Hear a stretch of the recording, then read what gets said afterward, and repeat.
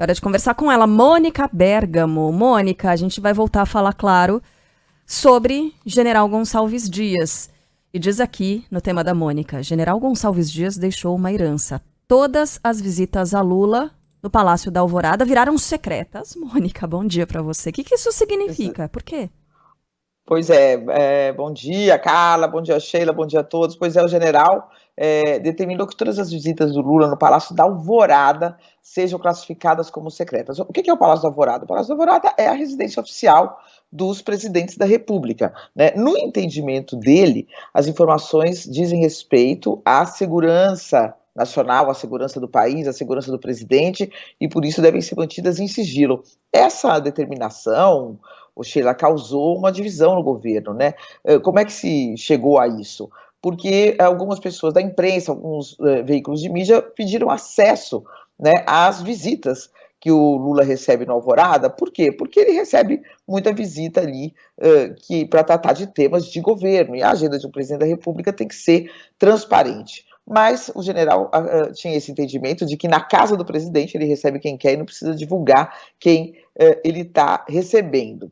Essa determinação prevaleceu até agora, né? Mas ela já estava em debate no governo. A Corregedoria Geral da União, por exemplo, a CGU, ela tem o entendimento de que toda a agenda do Lula que diga respeito à sua atividade como presidente, né, sendo ou não na Alvorada, tem que se tornar pública, né? Então, que deveria chegar ali e falar quem entrou no Palácio da Alvorada.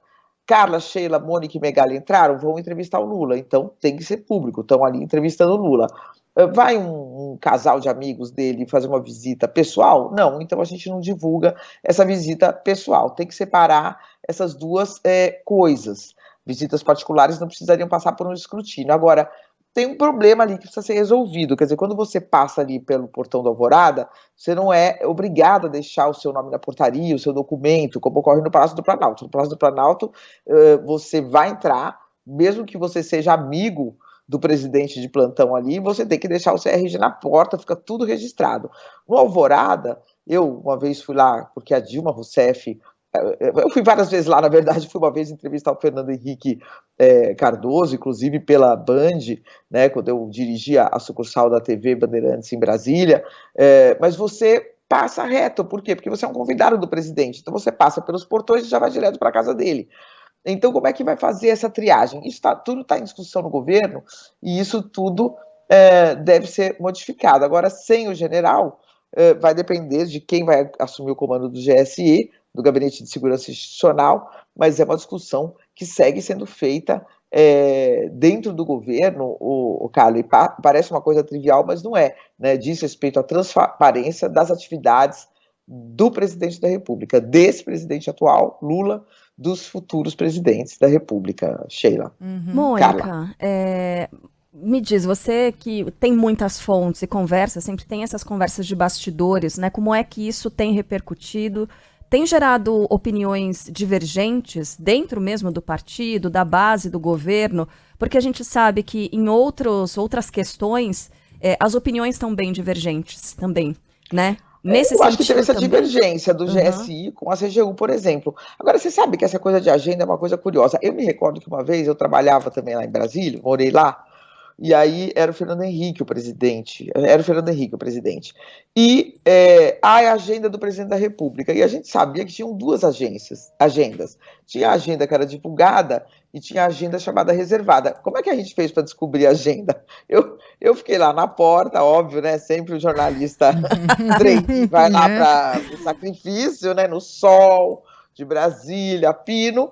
E aí todo mundo que saía, eu falava, pois não, como é que vai? Bom dia, tudo bem? O senhor veio conversar com o presidente da República? O senhor veio fazer o que aqui no Palácio? Estou fazendo uma reportagem aqui sobre Brasília. Ah, não, e eram só assim, big empresas, inclusive estrangeiras, que estavam interessadas na privatização das teles. E tudo era agenda reservada, o Fernando Henrique não divulgava as agendas. E aí a gente descobriu a agenda secreta dele. E a gente comparava com a agenda oficial e não tinha nada. As conversas mais importantes estavam na agenda reservada. Então a agenda pública era Dona Ruth Cardoso, para falar da comunidade solidária, ministro da Educação, para falar sobre os grandes projetos. E a agenda que interessava era os lobbies, os grandes interesses, as grandes corporações, estavam tudo na agenda reservada. Eu não creio que não exista mais uma agenda reservada, né? Eu acho difícil, eu acho que há visitas que devem ser classificadas ali como reservadas, mas isso interessa ali para os governos, para o público e para os jornalistas, interessa ter acesso à real agenda do presidente da República. Não a chapa branca, né, Mônica? Uhum. Não a agenda, ouvindo a Band News FM, ouvindo o Correio Deselegante, não. Eu perguntei sobre divergência porque, assim, a gente teve ao longo dos últimos 4 anos uma defesa total da então oposição, que hoje é a situação, né, que hoje é a base do governo, falando sobre a divulgação de todos os encontros, todas as reuniões que o presidente Jair Bolsonaro, enfim, os ministros, que eles tiveram ao longo desse tempo, né? Então a gente imaginou que nesse período a coisa seria diferente. Então, com um novo governo, que a transparência seria total. É claro que os encontros pessoais não interessam pra gente, não tem que interessar, tem que ser algo, sim, restrito, né? Até por isso, viu, Sheila, eu perguntei sobre as divergências, porque, né, o governo tem discordado bastante sobre diversos temas. Assim, tem essa divergência, né? A área militar ali, pelo menos na época, enquanto estava o general Gonçalves Dias, tinha uma visão, e a pessoa que me contou isso até contou sobre essa questão dele ter limitado, classificado como sigilosos os vídeos da Alvorada, né, que ele tinha essa cabeça militar mesmo, de tudo é sigilo, não, nada pode, tudo é segurança, não podem saber, e etc. É complexa essa questão, né, do que tem que ser reservado, do que tem que ser resguardado, de documentos que tem que ficar 100 anos, sei lá eu quantos anos reservados, né, sempre é uma questão complexa quando você dá na mão, porque no fundo o Estado é o Estado, mas são pessoas que ocupam espaços no Estado, né, dá na mão de algumas pessoas esse poder de esconder do público informações relevantes pela segurança desse próprio público, né? Então sempre é complexo quando você entra nessa área. Então a visão militar sempre é um pouco mais restrita, a visão civil ela sempre é um pouco mais liberal. Então tinha essa divergência. Eu sei que, por exemplo, na CGU há essa ideia de que não, tudo a princípio tem que ser divulgado. Coisas muito privadas, que dizem respeito à privacidade do presidente da República, ele vai receber os filhos dele lá, os netos, não precisa ser divulgado, né? Mas como é que você vai definir, quem vai definir o que é público, o que é privado, né? Vai sempre ter vai ser sempre essa delicadeza nesse tema, né? Agora, você falou aí, não interessa para nós jornalistas os encontros, não, interessa, para jornalistas interessa tudo, né? Claro, claro. Talvez ele tenha o direito de preservar, mas nós temos sempre a vontade, o desejo de saber. Ô, Mônica, e essa história agora de o Gabinete de Segurança Institucional poder ser extinto ou reformulado, perder status de ministério, ir para baixo ali da Casa Civil, isso de fato deve acontecer? O que você conseguiu apurar nesse sentido? E muda alguma coisa, efetivamente? Eu acho que muda o status, muda a importância, muda o acesso, né? Ministro sempre tem uma cadeira ao lado ali do presidente da República, né, uma cadeira em reuniões importantes, é sempre ouvido para coisas. Você veja mesmo na demissão do general, né, o Lula chamou os seus ministros que tinham a ver com a área, mas vai lá quem é ministro, né? Então eu acho que muda, né, muda em especial esse status para os militares mesmo. Desculpe, é aquilo que a gente estava falando, quer dizer, o governo. Esse governo ele tem uma missão histórica, né, de recolocar os militares, de diminuir o papel dos militares na governança do país, né, de realmente ir colocando aos poucos os militares de onde eles jamais devem sair, que é das casernas e dos assuntos militares. Então eu acho que seria esse o simbolismo, né, e seria o que está em discussão no governo, e a gente tem que esperar uma decisão que vai ser do presidente Lula.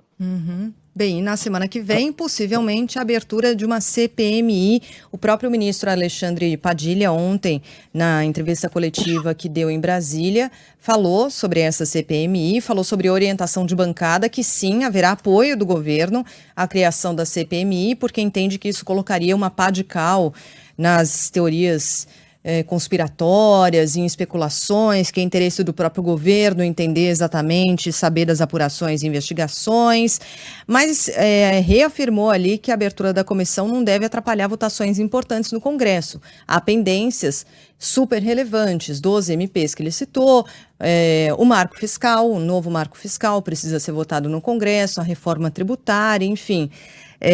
Será mesmo que esse calendário não fica impactado? Porque a história nos mostra que toda vez que tem uma CPI, vira aquela coisa, né? Aquela bateção de boca, aquele... Bom, a começar já pela escolha dos cargos principais ali para a CPI, presidência da CPI, isso aí já vai dar uma briguinha, né, Mônica? Já, né? Ontem eu ouvi dizer que o Renan Calheiros poderia ser o relator da CPI, já imaginou? O Renan tem histórias sensacionais, né?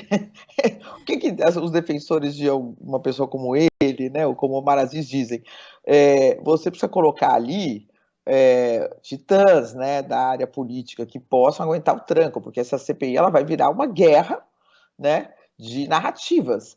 E a tropa de choque ali da oposição, dos bolsonaristas, ela tem músculo, né? Ela é forte, ela tem experiência aí de 4 anos de governo e de 4 anos apanhando e sabe bater muito bem, como a gente bem sabe. E a tropa de choque do governo tem que ser também, tem que estar à altura, vamos dizer assim. E aí falaram, não, o Renan Calheiros é a melhor pessoa, porque o Renan tem toda uma vasta experiência, etc, etc. E o Renan, ele tinha histórias, Sheila, cara, não sei se vocês sabem, não sei nem se chegou a vir a público, mas, por exemplo, na CPI da saúde, né, da pandemia, que ele foi o relator. Então, ele estava ali sentado na mesa, e aí toda vez chegava o Flávio Bolsonaro. Quando a coisa esquentava, chegava o Flávio, filho do presidente da República, né, primeiro escalão ali da tropa de choque do governo, e sempre criava um constrangimento, quer dizer, quando ele chegava, mudava o clima, óbvio, né? Primeiro porque sabe bater muito bem, tem experiência política, o Flávio Bolsonaro nasceu, cresceu nisso, e então mudava ali o ambiente. E aí, qual era o truque do Renan Calheiros? Você sabe qual era, Sheila e Carla? Uhum. Ele estava pegando o depoimento ali de alguém acusado de corrupção e tal, e ele jogava do nada a pergunta. Gostaria de fazer uma pergunta. O senhor conhece Flávio Bolsonaro? Aí o Flávio, não, peraí, excelência, o que é essa pergunta? Aí ele falava, eu sou o relator, eu vou fazer a pergunta, eu quero saber se o depoente conhece Flávio Bolsonaro. Aí o depoente falava, conheço, lógico, da TV, né? Daí assim, conhece em que circunstância, em que contexto? Não, pela televisão, não, lembre-se que o senhor está sob juramento, você tem que contar, aí já criava. Isso quem faz é quem tem uma vasta, longa experiência e sabe provocar, né, sem que o público, inclusive, perceba. Mas o alvo está percebendo, e aí começava aquela baita confusão. Mas, enfim, tá uma disputa aí para ver quem vai para esse cargo estratégico, né? Haja energia, Mônica Bergamo, para acompanhar esses próximos meses, hein? Nossa, energia do nosso ouvinte, do brasileiro em geral. E no Congresso Nacional, então, vai ser muita energia dispersa em torno dessa CPI. Nada de novo, né? Nada que a gente não tenha visto. Em todos os governos tem uma CPI, tem uma confusão e tal. Ô, Mônica, aí você estava falando de você ali na porta do Palácio da Alvorada. Eu fiquei imaginando a Mônica Bergamo, assim, lá debaixo de sol, né, segurando a caneta e o caderninho, porque naquela época não era celular, né?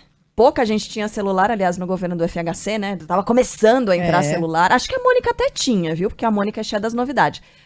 Tinha um enorme, né? Aí, tijolão. Aí, assim, ó, a Mônica, reunião na escola? Não vou poder ir.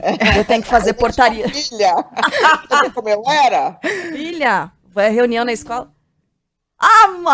Gente! Mônica está mostrando imagens exclusivas. Olha a De que ano isso, hein, dela, Mônica? E o Pedro Collor aqui um pouco antes. De que ano é isso? 89, né? Não, 93. Cara 93. muito de novinha, Olha gente. a carinha da Mônica, coisa com cabelinho curto, coisa mais linda, Mônica. Mesma cara, né? Menina.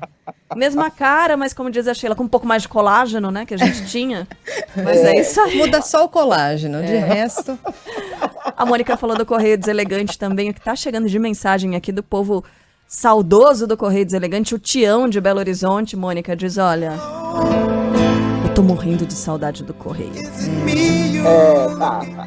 Mas eu com essa cara aí, tem uma amiga minha que fala, A Mônica chegou com aquela cara de retardada, né? Mas ouve tudo. Ela tá com uma carinha assim de tipo. Carinha de retardadinha, assim, como olhando, se não tivesse. Não quer nada, né? Tipo assim, cair de paraquedas nesse lugar. Ai, meu Deus, ai, você pode me ajudar e tal. Toda ali inocente é nada, é só a Mônica Bergamo por trás de tudo isso. Dessa casca de inocência. Cara, você sabe que assim, mesmo com o Correio Deselegante não estando no ar, mas eu vou aqui pro chat do YouTube e mando ver, tá? Nas respostas. Então, agora há pouquinho, mandei uma aqui, porque teve um ouvinte que falou: as 3 patetas falando. Claro que eu já respondi. Bom dia, seu Pluto. Bom dia, seu Pluto. Bom dia, seu Pluto. Foi exatamente isso. Bom dia, Megali, você 3 queimou? patetas. Não me queimou. Mônica, um beijo pra você. Bom fim de semana, bom feriado. Até segunda. Até segunda, gente. How much I care.